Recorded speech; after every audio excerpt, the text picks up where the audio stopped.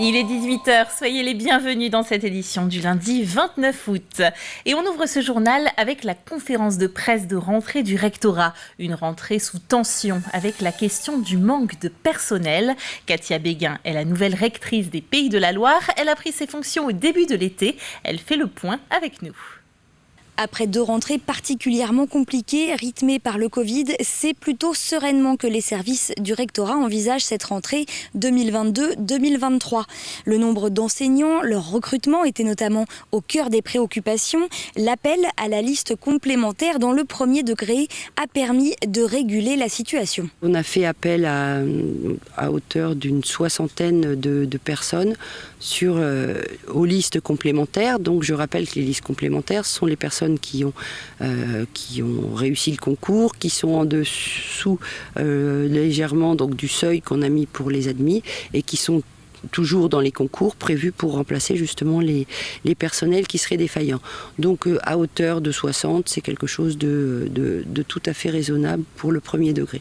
Pour le second degré, nous avons effectivement, nous finalisons en fait nos recrutements toujours comme d'habitude, puisqu'on peut au dernier moment avoir des événements qui n'étaient pas prévus. Mais globalement, on se retrouve dans une situation complètement comparable aux autres années par rapport à une année, je veux dire, normale. Une attention particulière sera portée aux années de transition de la grande section au CP et de l'école vers le collège. Enfin, le bien-être des élèves et des personnels de l'éducation nationale sera une priorité pour cette année.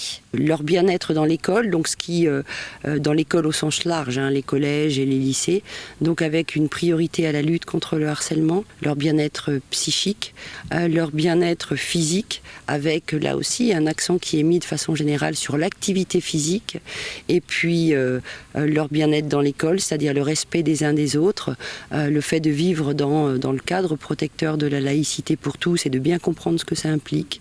Et c'est tout ceci qui est, avec les questions aussi d'égalité filles-garçons, très importante, la lutte contre les stéréotypes, les préjugés et toutes les formes de discrimination et de violence. Si aucun changement de dernière minute ou arrêt maladie ne viennent perturber l'organisation, la rentrée devrait donc se dérouler normalement. En ce qui concerne le contexte sanitaire, elle se fera sereinement au niveau socle du protocole sanitaire, soit le premier niveau, sans masque ni restrictions particulières. Et cette année, l'Académie fait appel à près de 1600 contractuels pour grossir les rangs du second degré. La rentrée scolaire, elle a déjà repris pour certains personnels de l'éducation. Les enfants, eux, retrouveront leur cartable jeudi. Dans la région, 140 000 d'entre eux utilisent quotidiennement les transports scolaires. Ces liaisons en car qui ont du mal à trouver un nombre suffisant de chauffeurs pour être assurés. Alors dans les entreprises, on s'adapte, comme l'a constaté Alix Lanos. 40 000, c'est le nombre d'élèves qui prendront normalement le car pour rejoindre leur établissement scolaire à la rentrée prochaine. Mais devant la pénurie de conducteurs que connaît le secteur depuis la crise du Covid, entre autres, l'inquiétude est palpable chez les autocaristes. Il y a quelques jours, tous les acteurs du secteur étaient réunis pour faire le point et selon les dernières projections... Il n'y aura pas d'élèves qui seront mis de côté. Il y a des lignes qui ont été fusionnées pour que ce soit possible, mais il n'y a pas d'élèves qui seront laissés sur le bord de la route. Mais pour honorer cette promesse, il va falloir faire preuve de souplesse et d'adaptabilité. Dans certaines entreprises, mécaniciens ou exploitants vont troquer leur casquette pour celle de conducteur. C'est notamment le cas chez Sauvétour, le principal transporteur scolaire sur le département. On est dans une situation compliquée, on ne le cache pas. Il y a certains de nos mécaniciens qui vont exercer ou qui vont faire un service le matin, d'autres qui feront un service le soir. On a également des exploitants qui vont contribuer aussi à pouvoir faire l'ensemble de nos circuits. La situation reste tendue. On n'a pas aujourd'hui de marge de manœuvre, on a très peu de réserves. Donc c'est vrai qu'il ne faut pas que dans les prochains jours, l'absentéisme se dégrade, puisque ça nous compliquerait la tâche. Il s'agit donc désormais de recruter de nouveaux conducteurs qui boudent cette activité, souvent à temps partiel et aux horaires découpés.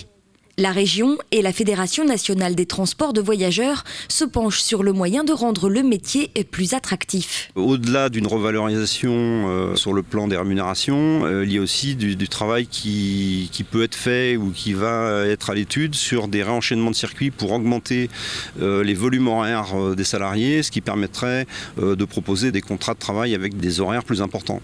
Autre piste, c'est aussi le complément d'emploi avec les collectivités, avec des groupements groupements d'employeurs, pour pouvoir là aussi proposer se rapprocher autant que faire se peut d'un temps complet pour le salarié. Autant de pistes envisagées pour inciter des candidats à entrer en formation. Une formation de 3 mois pouvant être financée par Pôle emploi et la région. Des images à présent de cette villa typique des années 20 à Saint-Jean-de-Mont. La villa baptisée Les Heures Claires est depuis quelques jours sous le feu des projecteurs. En cause, sa destruction pour laisser place à un programme immobilier de 35 logements à l'horizon 2024. Les propriétaires n'auraient pas trouvé d'autres acquéreurs et ne peuvent plus l'entretenir. À l'avenue de la Mer, ce programme immobilier neuf suscite l'indignation des riverains. On a un cadre de vie magnifique, on a la plage, on a la forêt, on a le marais, et puis on a vu cet environnement se dégrader petit à petit. Alors là, on nous démolit une des villas les plus emblématiques de Saint-Jean-de-Mont. Je suis choquée qu'elle ne soit pas classée. Et en dehors de ça, la pétition, c'est vraiment pour également sauvegarder tout ce qui reste à sauvegarder à Saint-Jean-de-Mont et pour lutter contre l'explosion immobilière qui détruit notre environnement. Saint-Jean-de-Mont devient de plus en plus mité, si vous voulez. Et de son côté, la mairie explique qu'elle n'a pas le pouvoir d'empêcher la destruction, la maison n'ayant pas été recensée comme intéressante sur le plan architectural lors du dernier plan local d'urbanisme. Direction Sainte-Radegonde des Noyers à présent, où se déroulait le concours européen de chiens de Border Collie, le Continental Sheepdog Championship. Regroupant 18 nations, il se déroulait du 25 au 28 août, une compétition très pointue. Théa Hartmann a rencontré une concurrente. Dernier moment de concentration, mais aussi d'observation pour Patricia Gisquet. Cette dresseuse et membre de l'équipe de France était présente ce week-end pour les championnats d'Europe de chiens de berger. Pour l'épreuve des qualifications, tout s'est joué sur le duo qu'elle a formé avec son chien de berger, Gunner, un border collie âgé de bientôt 6 ans. Mon chien, c'est un chien qui a une grande écoute, qui est souple, qui a un sens des animaux assez fort et donc une très bonne réceptivité, ce qui fait que combiner tout ça, ça fait un chien avec qui on peut faire du bon travail. L'épreuve reproduit des situations auxquelles ces chiens sont confrontés dans leur travail au quotidien. L'animal sait ce qu'il a à faire, mais en concours, il faut être encore plus précis et écouter davantage les ordres. La première des choses qu'on lui demande, c'est d'aller rechercher les animaux. Là, en l'occurrence, les brebis sont positionnées à 350-400 mètres. Donc, il doit aller rechercher un lot de brebis, les ramener au plus droit possible sur son berger, en passant par des barrières situées au centre du terrain. Ensuite, il y a ce que l'on appelle la conduite. Ensuite, on peut avoir besoin d'un chien qui nous isole des animaux. Donc, c'est l'exercice qu'on voit dans le cercle où on doit séparer 2 brebis qui n'ont pas de collier. Une entrée en parc. En suivant une entrée en parc, on peut avoir besoin de rentrer des animaux dans un parc. Et enfin, isoler une seule brebis. En l'occurrence ici sur le concours, une brebis qui a un collier. Malgré quelques erreurs commises, la Française est tout de même satisfaite de son passage. Venue mettre en avant l'aboutissement d'un long travail avec son chien, elle est déjà tournée vers la prochaine Coupe de France qui aura lieu au mois de septembre prochain. Et c'est un Allemand, Kienker Hendrik, qui remporte la palme. 2 Français seulement figurent au top 18 à la 4e et 11e place. Enfin, dans la catégorie jeune, Cocorico en revanche, avec la victoire de la Française Lila Anarolo. Partons en forêt ce week-end. Grala retrouvait son salon littéraire, 11e édition du Refuge du Livre au Brousil. 150 bénévoles ont été mobilisés pour organiser ce rendez-vous cher aux amateurs de lecture vendéenne. Des rencontres avec les auteurs basées sur la confiance. Les explications d'Inès Wick. Le Refuge du Livre est un salon à la saveur particulière, niché dans la forêt de Grala. Il est un symbole d'histoire. Le Refuge de Grala raconte et évoque l'histoire de populations qui se sont réfugiées ici durant l'hiver 1793-1794 et ils ont défendu leur liberté. Donc c'est un lieu de mémoire et c'est un lieu aussi de liberté et de résistance.